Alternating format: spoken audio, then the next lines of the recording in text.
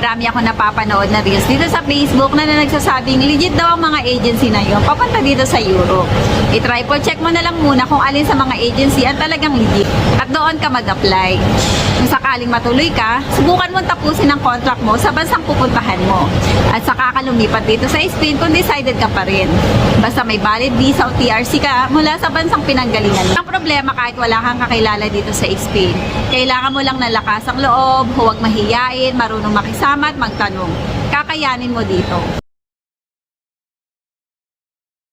Bago ka mag-fly papuntang Spain, mag-post ka na sa mga Pinoy Facebook group dito at maghanap ng boarding house. Kung ikaw ba ay female or male, sabihin mo lang doon. I-post mo kung kailan ka darating at siguraduhin mo huwag magsisend ng pera para iwas scam. Tanungin din kung pwede silang maging padro dahil napaka-importante nito. Pagdating mo dito sa Spain, puntahan mo ang mga agency at mag-fill up ka ng CV para matawagan ka nila kapag may available na job offer. Magtanong-tanong din sa lahat na makakasalamuha mo dito kung may alam silang amo o trabaho. Lakas ng loob, determinasyon, sipag at tiyaga ang puhunan sa pagsisimula dito. Dapat handa ka mentally at emotionally.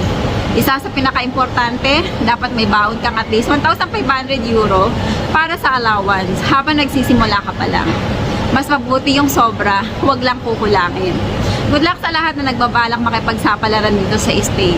Naway makapunta na kayong lahat ngayong taon. Good luck sa inyong lahat.